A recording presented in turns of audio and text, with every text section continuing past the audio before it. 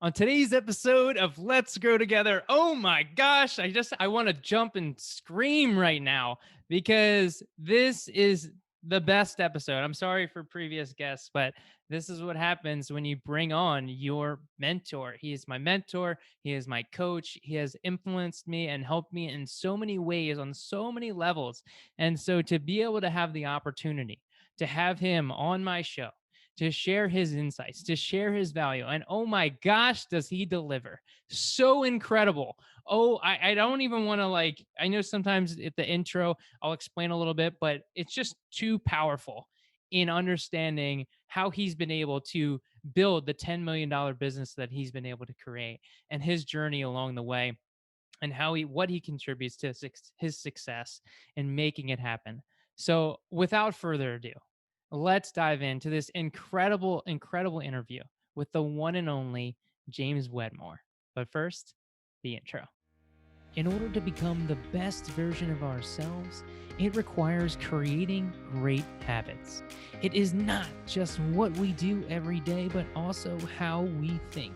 Join me and my friends as we dive into all things personal development. My name is Nick Monotadovas, and this show is all about helping you grow in both business and life. Welcome to Let's Grow Together. We are back, and this is truly an unbelievable treat. It is so amazing to be welcoming this individual. If you're a regular listener, you know, because his name has been brought up so many times on previous episodes with previous people, because I've connected with so many people through this individual. So I am so incredibly grateful and proud to welcome James Wedmore to the show. Nicholas, what's up, buddy? Dude, so glad you are here. Oh, thanks for having me, man.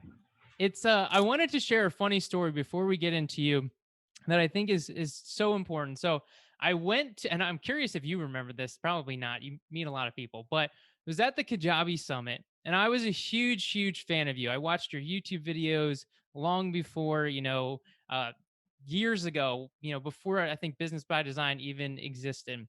And so when I came to the Wow. Kajabi Summit, I had one goal. I was like, my goal is to get a picture with James Wedmore. And so throughout the whole event, I'm talking to different people, and they would say, "So what are you most excited about?" I'm like, "Well, really, I'm just excited to see James, but my goal is to get a picture with him." People were like, "Oh, okay, that's cool."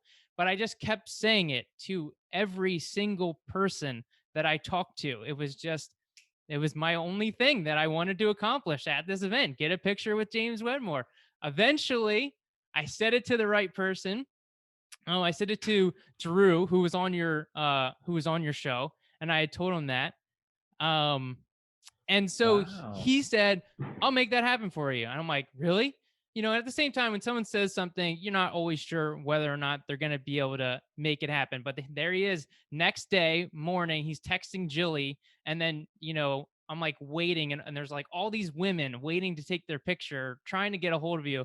But no, me, it's like, oh, Nick's got an appointment. He's got an appointment to get a picture with James. And so I was able to get a picture with you. I still have that. And it was just so awesome. So thanks for being so amazing. I had to share that story. That's a great story, man. I appreciate that. I hope it wasn't a letdown. It was not all for nothing. Like, that No, was the it. letdown was me because Drew's like, all right, like ask a question. That's your one thing. Ask one question. And I froze and I couldn't think of a question. But hey, here you are now, and I get to ask you questions.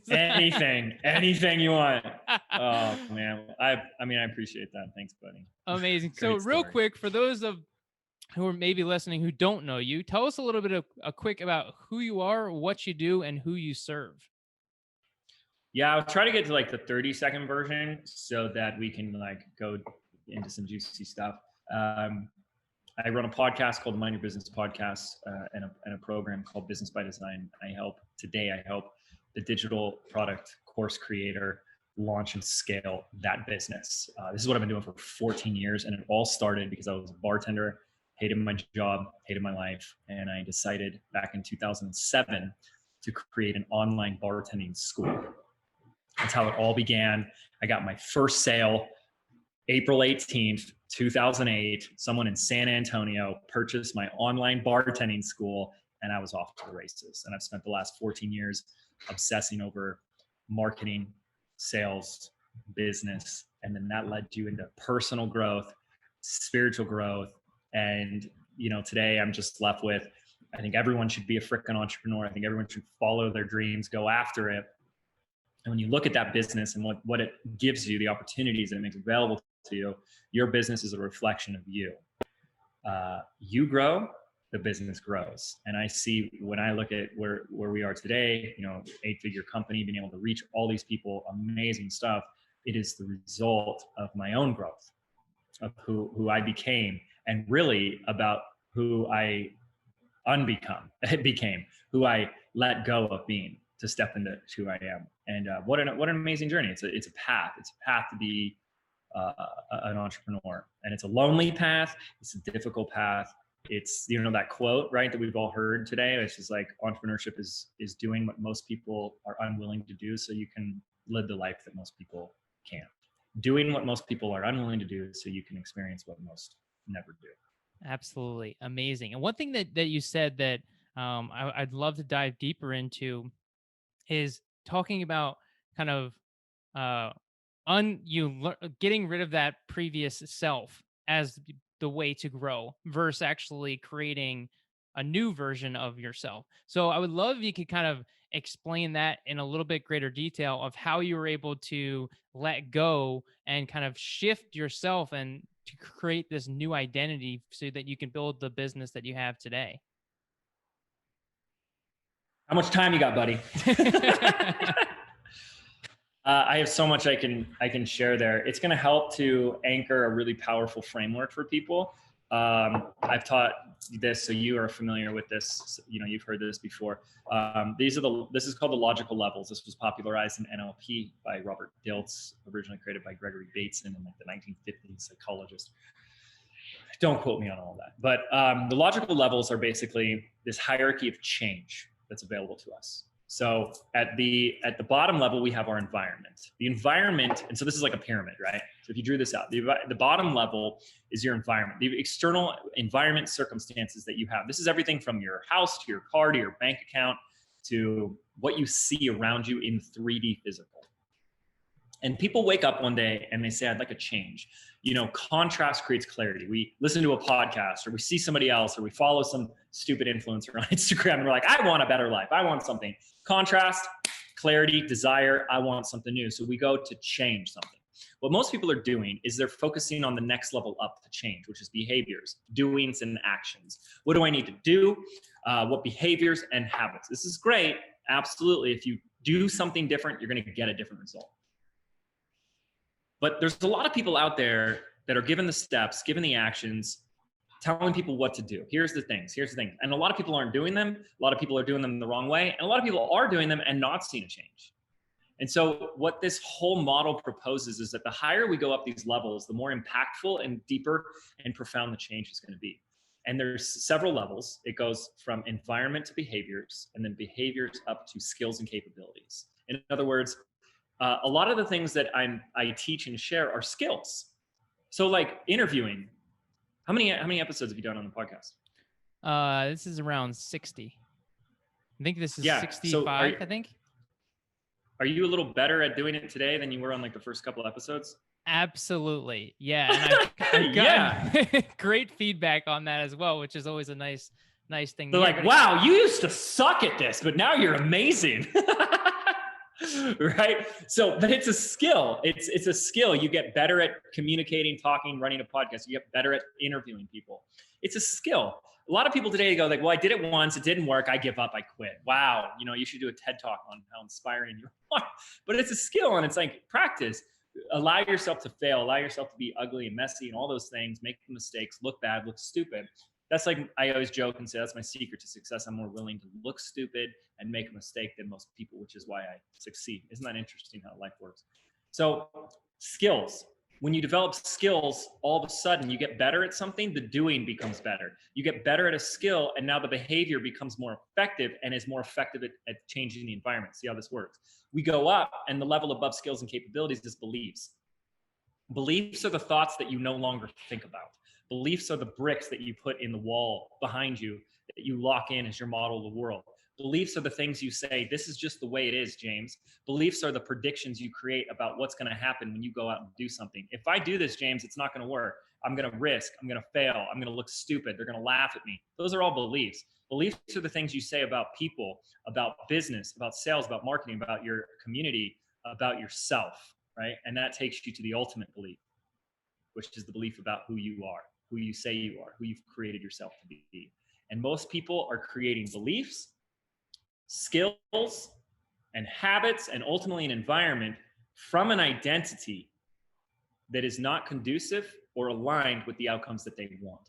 Most people are trying to run a business with the identity of an employee, not an entrepreneur. Most people are trying to create a business from the identity of a consumer, not a producer. Most people are trying to create a business from a broke, poverty, lack identity, from an identity of I'm not worthy, I'm not deserving, I'm not good enough, I'm not an expert, I'm not special. And then they wonder why their business isn't growing. Well, you just created your entire world from who you've already created yourself to be, and it must align with that. Took me a really long time, Nick, to figure this out, and we just explained that in like 5 minutes. So congratulations. I just shortcutted like 4 years of pain that I went through because I was like, why isn't this not working? I'm smart and I'm hardworking, and I couldn't get any results. I struggled for like 4.5 years. So when you get that, you realize that there's 3 levels. Right? I did the logical levels. Now we're going to do like 3 phases. 90+% of people on the street don't have goals. I think it's probably higher, right? Like 97%. You could just do this as an experiment. Go up to a random stranger on the street, be like, "Hey, how's it going? Nice to meet you. I'm sorry. Like, this is a weird question, but like, what are your goals right now? Like, what's your biggest goal? What do you think people are going to say? What goal? You know, and for most of us, it's really sad. It's like, just make it to the weekend, or hope I don't get COVID, or, you know, it's like survival based. How do I survive? Okay. Then we get the weird breed of entrepreneurs. We're a weird breed. We like podcasts about personal development. Everyone else laughs at us because we would go to the self-help section at Barnes & Noble and like, loser, you need to help yourself. You know, and all the while we're like, why are they laughing at me? Like, I'm becoming a better version of myself, right? So yeah, so entrepreneurs have goals. 9 out of 10 entrepreneurs, maybe, I don't know, 7 out of 10 have goals. You say, what do you want, Nick? And they're like, I'm gonna make this the #1 podcast. I'm gonna build my $1 million business. Like, you know where you're going. And that's so important because you are the creator of your life. This is your story. We think we're just like a character, like a bag in the wind, and the breeze is just blowing you wherever you go. This is react to life. But you're not just the main character, folks. You're the freaking author. And that's really true. And it's like, it's really as simple as this. My mentor told me this, it changed everything. He said, you don't like the life you're living, turn the page and create a new story, right? But we don't do that, okay? So phase 1, most people, the average people, don't have goals. They don't live their life with intent. Entrepreneurs, on the other hand, they start to do that. That's the second level, but there's a higher level, okay? Once you get clear on what you want, we're gonna take this a whole nother level. The thing that you wants something from you. And that's where people fall short. I want a business. I want a 7-figure business. I want an 8-figure business, right? That's what we did, okay? The moment you speak into existence the thing you want, it wants something from you, or rather requires something from you, or rather requires a specific version of you. So you want a 6-figure business? What does that business need from me? Who do I need to be to run that business? John Watson was the CEO of IBM in its heyday. You've heard me probably tell this story about 1,000 times. So this anchors all of this for people. This changed my life and my business, okay? We took the business from 2 or 3 million to 9 point something million in 1 year. I have a CFO consultant who's retired. He works with us for like shits and giggles, to helps us out, consults us on our finances. He retired because he took the company free credit report from like struggling couple million startup to like multi-million, and then sold it for like $1 gajillion, right? You can Google how much free credit report was sold. And he was the CFO for that company. So now he consults small businesses for fun, in his spare time. And he said, James, I've been doing this a long time. I have never seen a small business do what you just did in 1 year. I'm about to tell you exactly what we did. And it doesn't matter if you just started your business yesterday or you've been in business for 20 years or anywhere in between. It does not matter. This is a universal applicable process, 3 steps, no matter where you're at. And I got it from John Watson, founder of IBM.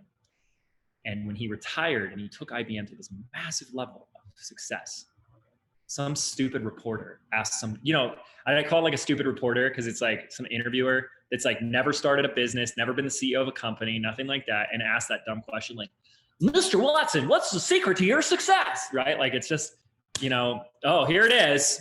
No one knew it, but now you know it. Go out there. And gosh darn it, as stupid as that question was, this SOB had an answer. And he shared 3 steps. And these 3 steps I've already shared with you, but I'm going to share it again from the way that he shared it, because it all aligns. Like what I look for in my life, I'm a lifetime learning student. And I know I open a loop and then I go on a tangent. I get that, but we're going on a tangent. And I've always had a growth beginner student mindset. And one of the things that I set out, and when I read and by program after program, work with coach after coach, is I look for where I find the same thing in different places. Like when people are saying the same thing, but maybe I find it in a spiritual text or a personal help book, a development book, or in a story, or in a business book. And it's like everyone's saying the same thing. And I go, that must mean it's true. Right? And I found these like, wow, it's said here, it's said here, it's said here, it's said in these different ways. And I've read them in psychology books to, personal development, but I'm like, oh my goodness, it's all the same thing. And so you'll hear me say the same thing, but I say it in different ways so that we can start to connect it together and you can show you that that's true. So he shared it in 3 steps, and these are the 3 steps. He said, step number 1, I knew that if we were going to ever grow the company, grow our business, if you are ever going to reach a result, we had to know what that end result is. Now, what's the destination? A lot of people are out there going, I'm building a business. Okay. But they don't know what they're building. It's like, great. What are you building? Show me the blueprint. Architects and contractors don't just say, I don't know, I'm just building today. I think if I just hammer this nail, I'm going to build something. No, they have a completed blueprint. So number 1, he said, you must get clear on the completed blueprint. Successful entrepreneurs are visionaries, which means they have a vision. So what's the vision? What's the done business? That is so important and so overlooked. And I know it's people like, that's simple, but do you have a completed vision? Are you clear on where you're going? You don't get to an airport and they're like, where would you like to go? And they're like, surprise me. I don't know. No, you know where you're going. I'm like, I'm going to the Bahamas, baby. So that's step 1. Step 2, this is where it starts getting interesting. He said, once we got clear on what the done business was looking like, the destination, the completed business, we had to get clear on how that business would operate. How does that business function? How does that business make decisions? How does that team of employees operate? How does that business function in the world? And that's really important. Most people don't have that answer. This is pretty cool, but it was step 3 that blew my mind.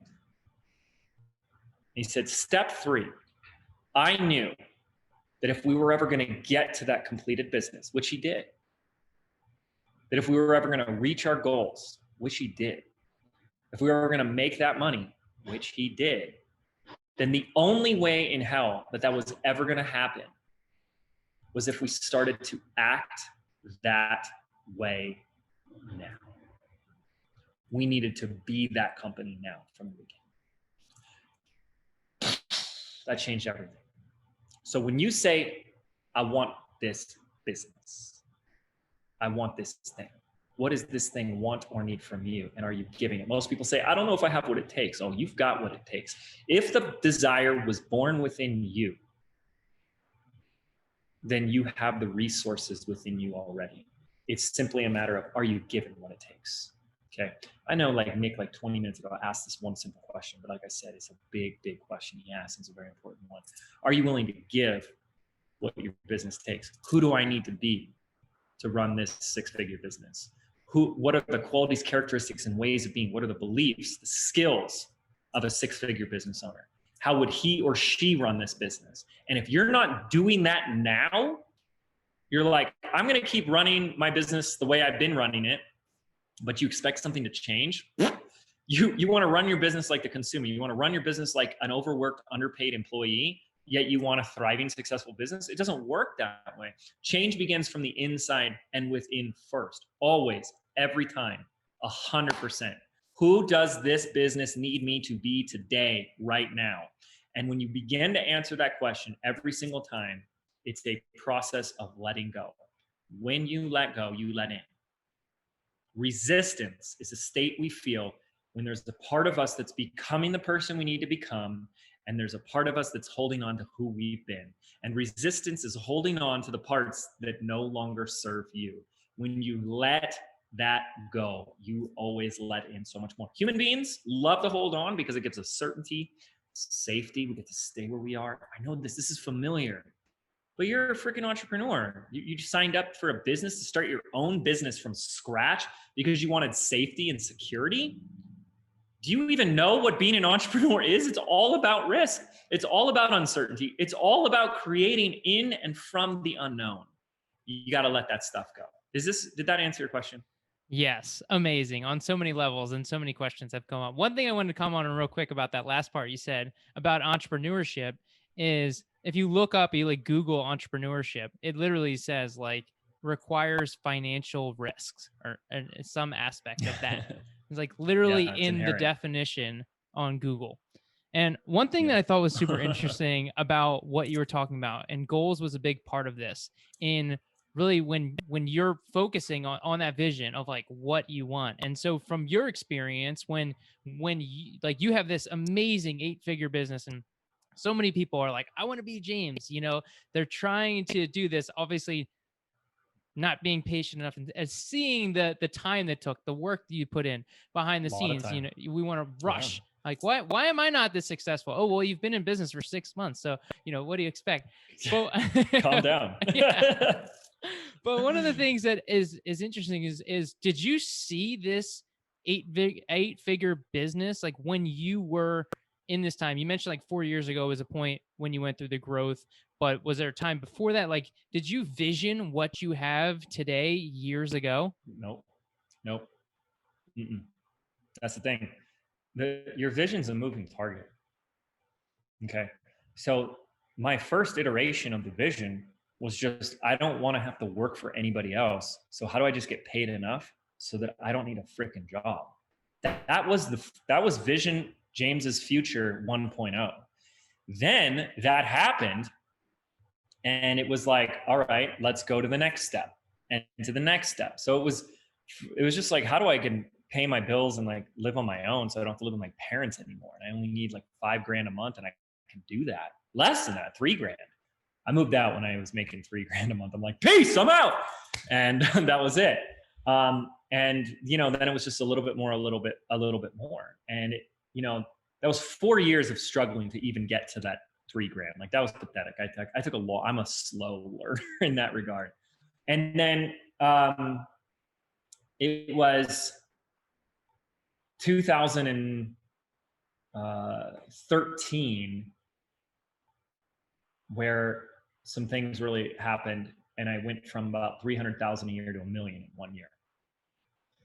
And even once we hit $1 million, I was like, I'm cool here.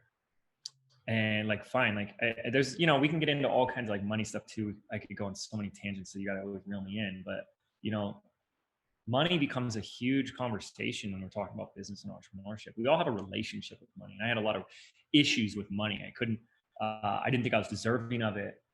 I couldn't hold on to it. So I was like spending, not just like spending on myself, like spending on the business. I was like, oh yeah. Just like, we should pay for that. You know, people do that. I watch people just take themselves down. They're like, oh, they just made some money. And they're like, oh, okay, I should probably buy like a $20,000 website now. So I had a lot of money stuff I had to work out. And then one day we're just like, I want to go big. Like, let's just go all in. And I got really like deeper on like my purpose. And we, in a year, we decided, like, we were at about 2 million. I said, I think we should go for 10 million. And I started being led by that question. What would a $10 million digital CEO do? How does a $10 million a year entrepreneur operate? What does he focus on? What does a $10 million a year business look like? And I just kept asking that. So most people ask, so the quality of your life is determined by the quality of questions that you ask, right? This is Richard Bandler. He's a founder of NLP. NLP was created out of modeling successful therapists and change makers. So quality of your life is determined by the quality of questions. I was asking this question, but I want to expand upon it. The quality of your life is not just determined by the quality of questions you ask, but your ability to live in the question. So here's what happens is, a lot of times you start asking a question like that. What does a six-figure business owner do? And then what's the first answer? I don't know. And so now you have your answer, which is I don't know. And I don't know, 3 words are some of the worst 3 words you can ever say to yourself. So when you say I don't know, you just decided to pinch off your genius. Your genius is like what Carl Jung talks about with like tapping into the collective consciousness, the divine mind, the higher source of infinite wisdom and knowledge. And you just said, I don't want to access that.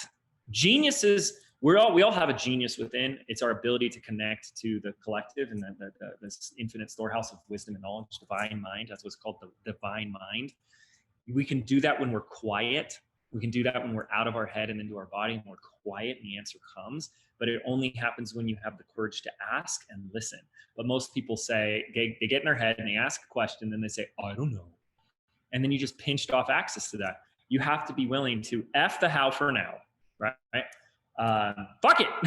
F the how for now, and be and live and in the question. When you live in the question, you receive the answer, and it will come to you when you're like pooping on the toilet or driving in your car. Okay. So I don't know your audience, so I don't know if I'm the right fit for your people, if I'm just like offending them all day long, but that's what happened. Right. So I kept asking that question, and I didn't know the answer. But the question for all of you is, can you be okay not knowing? And that's when you know you're making progress. It feels uncertain. It feels a little scary. I don't know what I'm doing. I don't know what step is next. And people say all these things like, I don't have a clear, completed picture of every step A to Z. That's the employee thinking, folks. That's what employees need. I need to know all the steps in the order and give me the manual and the handbook to creating something from nothing. Read that again one more time slowly, right? That doesn't make sense. You're creating it as you go, folks. You build your wing. I'm going to push you off the cliff, and you're going to build your wings on the way down. That's how it's done, right? But people go, no. And they're too busy saying, no, I don't know, instead of just getting to work building their wings. And it starts with that question. I kept asking that question. The answers started coming. And we had a coach. This is my last thing. I'll shut up. We had a coach for Jilly, who you know. She's a number 2 in our company. She's a leadership coach coaching Jilly. And in January, February of that year, she said, well, what's your guys' goal for the company? And I told her, 10 million. She goes, well, what'd you guys do last year? And I said, well, we actually just ended it at 3. But, you know, in the past, we've been around like 2 million. And she laughed at us. We hired a very expensive leadership coach and told her we're going to go from 3 to 10 million a year. And she laughed at us. And that boggles me, because I've been doing this a long time. And like the whole big thing for me, like if I have one party message for people, it's like, go beyond reason, go beyond belief, because anything is possible. And the more unrealistic and crazy you can be, the better. And to have a coach laugh at us because we were thinking bigger is crazy to me. We want to applaud that, applaud the ridiculousness, applaud the unreasonableness, the unrealisticness. People are being too damn realistic. Well, the logical answer would be the logical thing, F logic. We're entrepreneurs. We're here to defy logic. And sure enough, yeah, long story short, we didn't hire that coach again. And we got to $9.4 million that year. And it would have, just by the little side note, it would have been 10 because I had another offer that I was offering. It was a mastermind thing we were doing. And I decided not to do it because I didn't want to work less next year. I was like, that was a lot of work, guys. I don't really want to do as many events and stuff. But if I would have renewed it, I already had a waiting list that would have filled it. So we would have had it, you know what I mean? And it was all driven by that question and that new identity that I was stepping into. And that meant I had to do a lot of letting go of what I had been focusing on, a lot of letting go of old beliefs and old behaviors and creating new ones. And if you want to grow the business or change the business or change your life and your circumstance, and you're unwilling to change how you show up, what you do, your skills, your beliefs, and your identity, this has already been proven. This is like psychology and like 60 years of, backed evidence procedure of it. Nothing's going to change. And so that's, so important for all of us.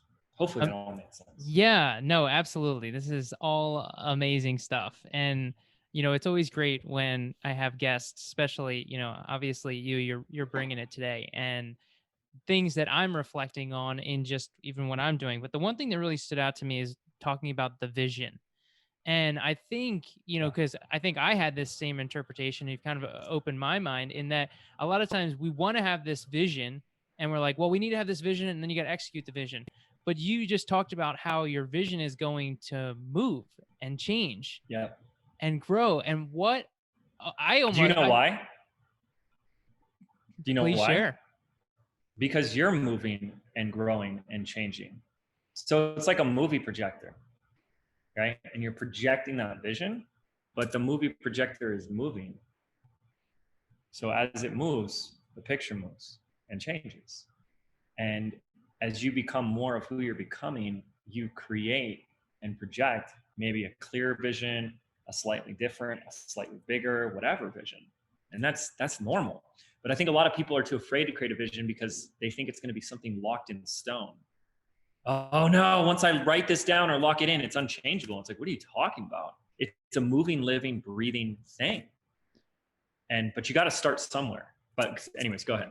No, yeah. I mean, it's so from that just level of clarity of seeing that from the vision, and it just goes to show it wouldn't be appropriate if I didn't share this quote, because I've said it so many times that's your quote. I have it posted on it, is like, action creates clarity. It's my all-time favorite quote. And I've been living that since I don't even know when I heard you say that, but it just goes to the same thing with the vision, is having this vision and then executing what it's going to take to get the vision that you currently have. And those actions are going to open up new doors that create new vision and just evolving and changing. Why that's such I didn't, it's really funny. So I just said it and people kind of say like, that was so powerful. And I was like, really? But here's why I realized it is a really powerful, important mantra to live by. Action creates clarity, is because people are doing it backwards, right? They're waiting to take action once they have the clarity. They're waiting to have all the steps before they take the first step. And the way it works is all I need to do is what's the step right in front of me I need to take? And it's either going to be in the right direction or the wrong direction. Simple as that, folks. You got to take a step. And it's either going to be in the right direction or the wrong direction. Guess what? When you take it, you'll know. When you know it's the wrong direction, you're that much closer to the right direction. When you know it's the right direction, you know it's the right direction, and the next step appears, and the next step, and the next step. And I have been doing that for 14 years, just taking one step in front of the other. Yeah, you have the vision. Where are we going and why are we doing this? But what's the next step? Amazing. Yeah. And I kind of want to circle back to something that you mentioned too around money and goal setting. And, obviously money is a big part of the business. You talk about this, you've had a lot of recent episodes where you're talking about how it's the lifeblood. Like you need to have money coming in, profit first, all of these things that are super important, but then also having this vision. And so when you think about the vision and from a financial aspect, how do you go about making it so from someone, because I know you're not all about the money, hence you just said like you turned down money to not get the 10 million. So how do Yeah. we kind of create this vision as a money as a goal, but also not using that as our necessarily driving force? Yeah. Yeah. Yeah. Again, another really powerful, important question. I think a lot of people are using money as a driving force. And I want to say that's okay, because right now, like anything that's going to motivate you to get off your butt, I'm just like, do it. So use it, right? Use it. But there's a big conversation that we can have about money that I'll try to keep as concise as possible. That you got to be really careful. Money has a lot of power. And so when you give your power to money, it has power over you. So a lot of people, money changes them. People become greedy. People develop self-importance and ego, and they think they're better than because they have it, or they think they're not good enough, not worthy, not lovable, not deserving until they have it. Like that's where when we did our big first like launch with my YouTube course and blew that out of the water, we did $400,000 in 30 days. This is back in 2011. Made all this money in a short amount of time, and I actually fell into like a really deep, dark depression. Like I didn't want to get off. I went from this like super inspiring, like young Nick, like, yeah, let's go, boom. So all of a sudden I made it. And I just like started smoking pot and drinking like every night. I wouldn't get off my couch and like watch everything on Netflix. Watch The Office like 3 times. And I was depressed. I didn't realize it until hindsight, but I was depressed. Here's why I was depressed. For 4.5 years, I was chasing money. I finally got some. And I realized it wasn't money I was chasing. I was chasing significance. I was chasing worth. I was chasing something to change within me. And I thought that money would do that. And when all that money hit my bank account, nothing changed. I was the same pitiful, self-loathing, pathetic person that I saw myself when I looked in the mirror.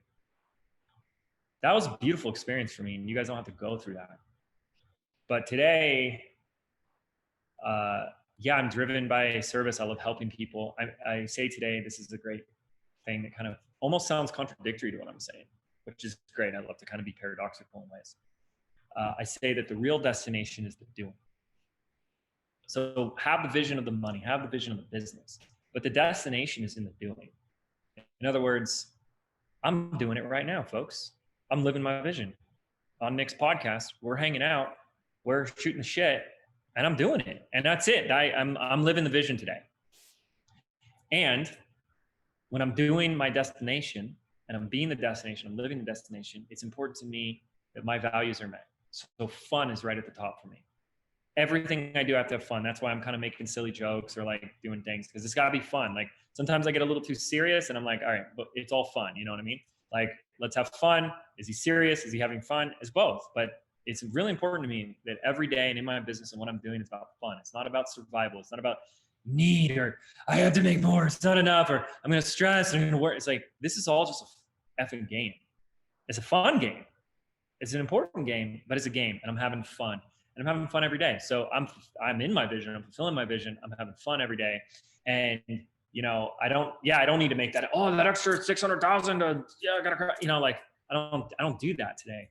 I'm being of service. I'm making a difference in someone's life, and I'm having fun. And that's really what it's about for me. And so if it's only about money for always, you're gonna get to that rude awakening where it's like, whoa, it's never enough. It doesn't change you. It doesn't fill that hole that we created there within us. And so today I won't let money change me.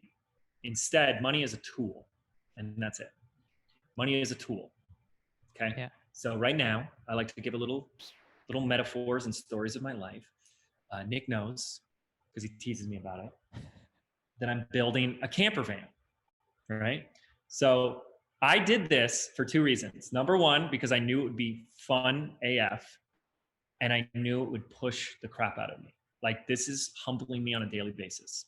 Okay. So this is literally like a tiny home on wheels. Woo! Excuse me. Okay. It's got running water, hot water, electricity, solar panels, heater, air conditioner. I'm even putting heated floors in this thing. It's got cabinetry, insulation, lights, switches. I mean, it's an entire freaking home plumbing system. Like, are you kidding me? I've never built a home, let alone a home in a car. And it's pushing me. So as I'm building this, there's certain tools that I need. You know, when I have a hammer, I can hit a nail in. And when I get a drill, and I'm learning about new tools. I'm like, wow, look what this thing does. A hydraulic crimper for my electrical system, right? It's a tool. And you look at something like a hammer. Is a hammer good or bad? What? What does that mean? Is it good or bad? It's just a hammer. It's a very neutral thing. It's a tool. And it's really comes down to who's wielding that tool. You can have a carpenter build a house, or like a dollhouse, playhouse for their daughter with that hammer. You could have someone destroy a house with that hammer. So you can create with that tool and you can destroy with that tool. Money is the same way. Money's a tool. It always comes down to the individual who knows how to harness that power and harness that tool. How are you going to use that tool? And that's up to you. That's none of my business. But that's how I look at it. To me, the only reason that money drives me today is I say, with more of this tool, I get to reach more people. The only reason I can be on this podcast today is because I have money to pay a team to do a lot of things for me, period.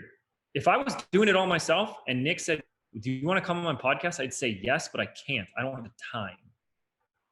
I can't. I'm doing too much. I'm doing it all myself. But because I have money, I can pay people, amazing people at amazing prices to help me. And then we can use money as a tool to have better marketing, pay for advertising, and reach more people. You know, yeah, of course, it can afford your lifestyle and get you the things you want and all that type of stuff. Absolutely. But there's really not that much money you need. I found that out too. There's not really that much money you need in order to like live a very comfortable lifestyle. You really don't. Believe it or not, with a $10 million a year company, my salary that I pay myself is like $120,000, $140,000. And living totally fine on that. I mean, I don't know, maybe I'm too simple of a person, but I can live just fine on that money. And that's amazing, you know? So you don't need that much in order to, but why I'm sharing all of this is that you get to step into more power when you see money as the tool that can fulfill on a bigger vision, fulfill on a bigger purpose. In other words, when people said, James, what was it like taking your business from 3 million to 10 million, having all that extra money? I was like, nothing. There was absolutely no difference in how I felt or who I thought I was or any of that stuff. Like, I can't let money change me. I would never let it change me. Like, who are you with $0 in the bank account? Who are you with $1 million? And who are you with 100 million in the bank account? And when you find yourself being the same person in each of those three scenarios, that's a very powerful place to be. What? Why? Because if you change with more money, then that means money's changing you. And when money's changing you, money has power over you.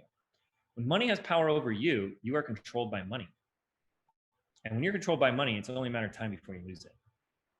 People aren't going to believe me because this is kind of like crazy, weird, out there stuff. But you start playing that bigger game, you start to recognize how that's true, right? Everything is for the pursuit of money. Everything is nothing becomes more important. We sacrifice our health, our family, our friends, relationships, all of that stuff for it. And it will continue to slip out of your grasp when you do that. But don't take my word for it. You can prove me wrong anytime you want. But yeah, money is a big piece of this, big relationship with it. Yeah. Wow. So powerful, you know, and there's a lot of things out there with a similar, you know, I use this example for like social media. It's like, it can be poison, you know, but it can also, yes, it can. It can also be a tool. Yeah. It's a way to grow your business, a way to connect with more people, you know, all of these things. And I do have to comment on something real quick for the camper van. I absolutely do love. It's like, you know, the SNL skit, like more cowboy. I'm like, more camper van. That's what I want. More camper van. This guy lives in his van down by the river. Well, and I think there's an awesome analogy with the camper van as well. you could have paid for a completed van, done and done, just like Yes, I buy could the have. van. Yes, But I could here have. you are building out like, I mean, if you Why? guys saw the Instagram, he's literally cutting windows, like, he's cutting Yeah. windows in the van. I'm like, oh my gosh. In the side of the van, like Yeah. cutting metal out of a $75,000 Mercedes van. That has a little anxiety when you do that. Let me tell you, don't make a mistake.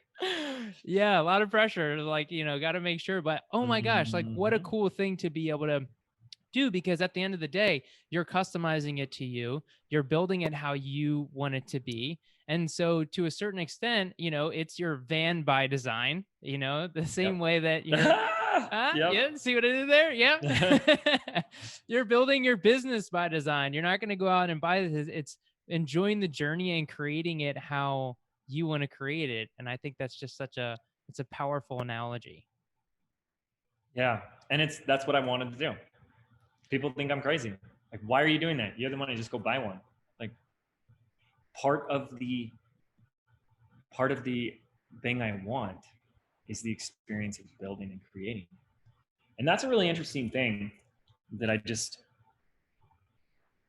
I see myself today, this will make sense to Nick, like much more of a coach than just like a business teacher or something.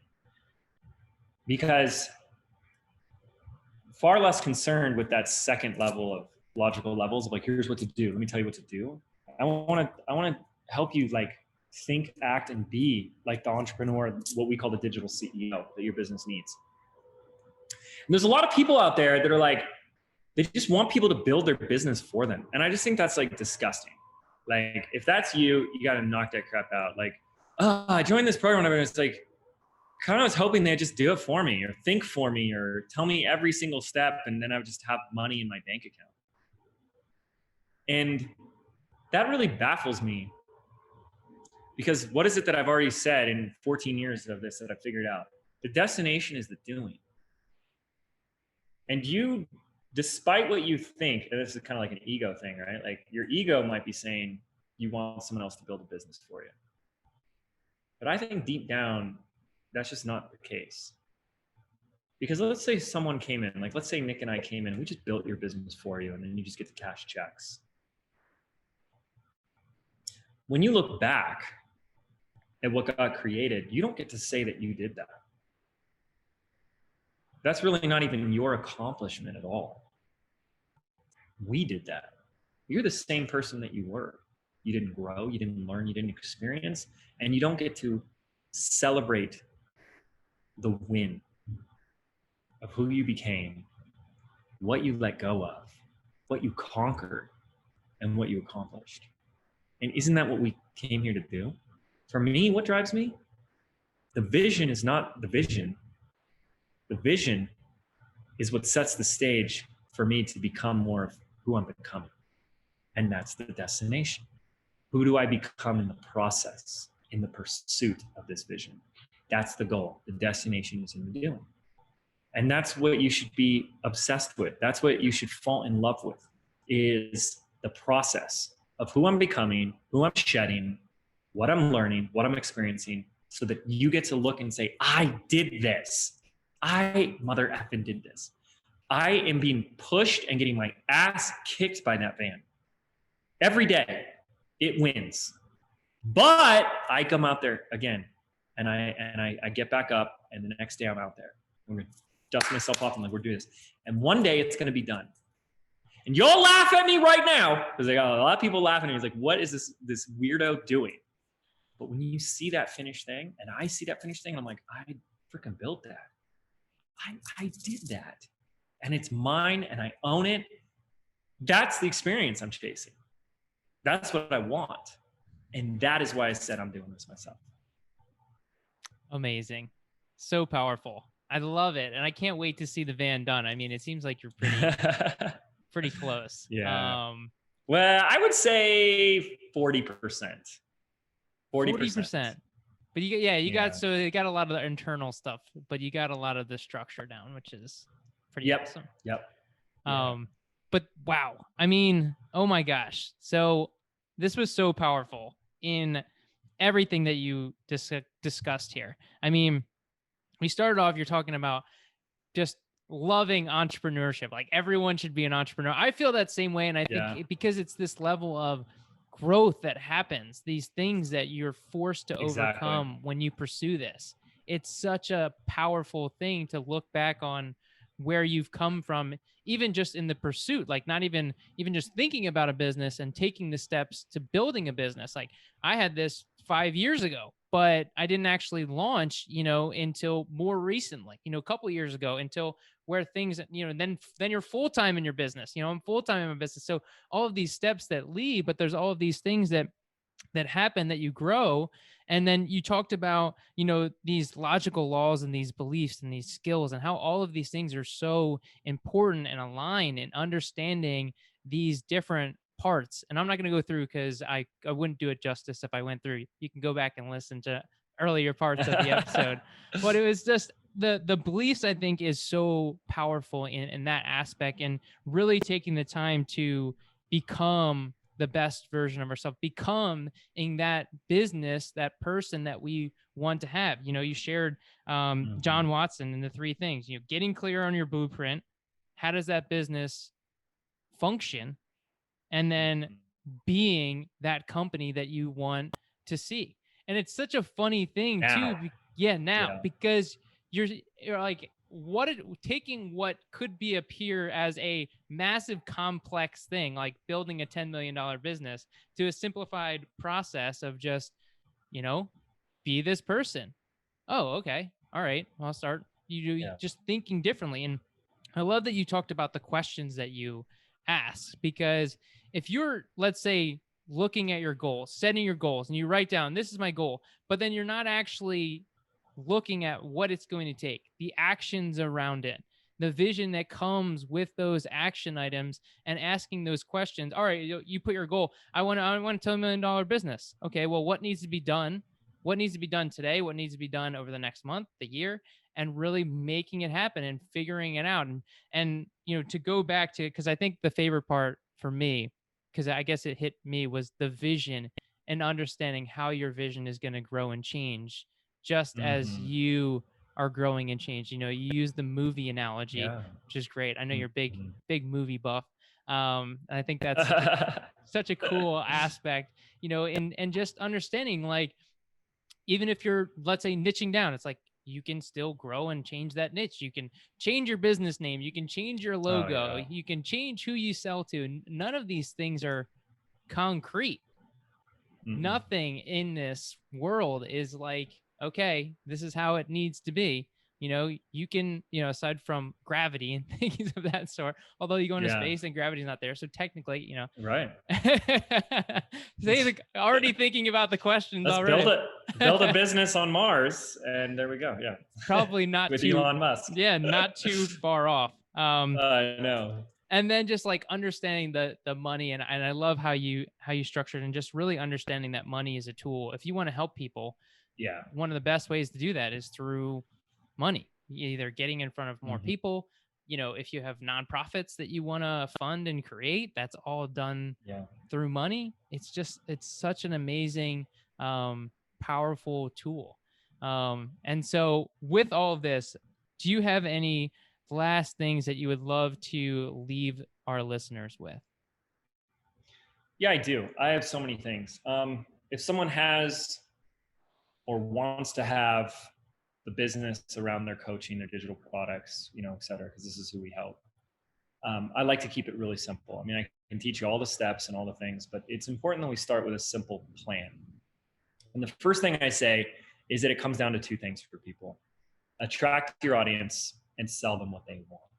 And if you just operated in both of those spheres every day, you'd be amazed at where you end up 12 months from now. What am I doing today to attract my audience? What am I doing today to sell them what they want?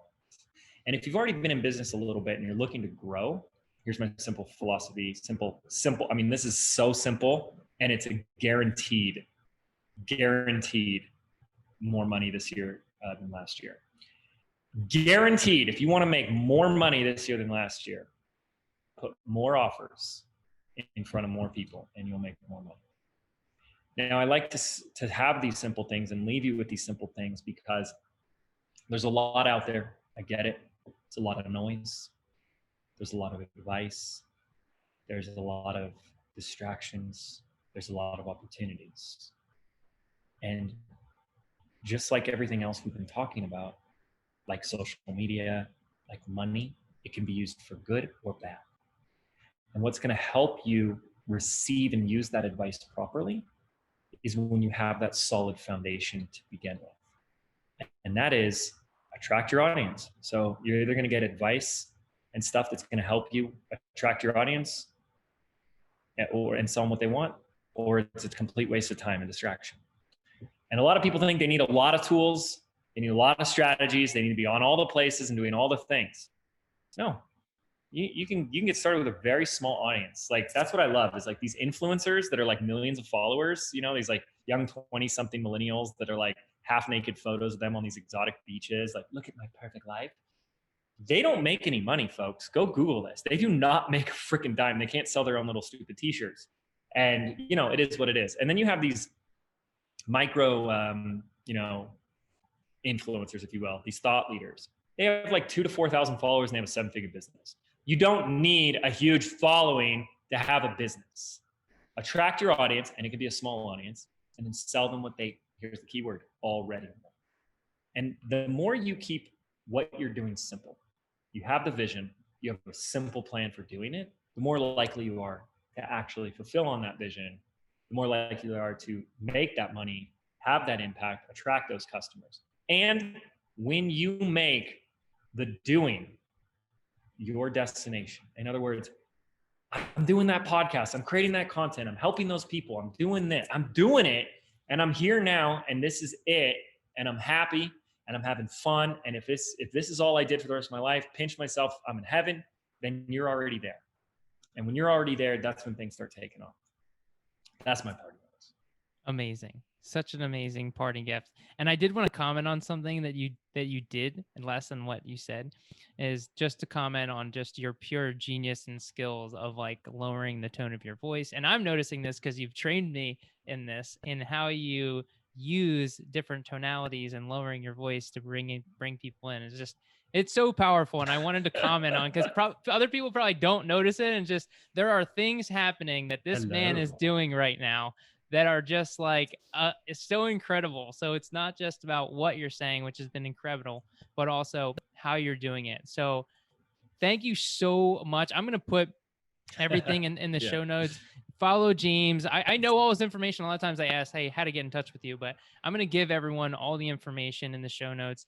Following James at James Wedmore on Instagram. You can see more of his van production, as well as some amazing things, some amazing testimonials. At one point, there was a testimonial of yours truly, because I am just blown away by Business by Design. The community signing up has literally changed my life, because it propelled me forward in so many ways to coming to BBD Live. I met all these people, had friends, then had the privilege and honor to be one of your coaches, which has been just a thing I can't even express of how much this has changed my life. And so, like, thank you so much for all that you do. You literally have impacted me on levels that I could not even put into words. I would cry right now in how much, you have literally impacted me. So to have you on the show, to be here right now, to spend this time with me right now is just truly amazing. So thank you, thank you, thank you. Thanks, buddy. I really appreciate it. And that's why I do what I do. That's a joy to me. And that's why I do it. And, the destination is the doing. So we're doing that. And I just want to encourage other people to do that as well. So thanks, buddy. Love it. Go out there, do it. Thank you, listeners. Make it happen. And remember, let's keep growing together. Wait, one more thing. Sharing is caring. If you received value from today's episode, share it with a friend so they can enjoy it too. We can all win by helping each other grow. Thanks for listening. See you next week.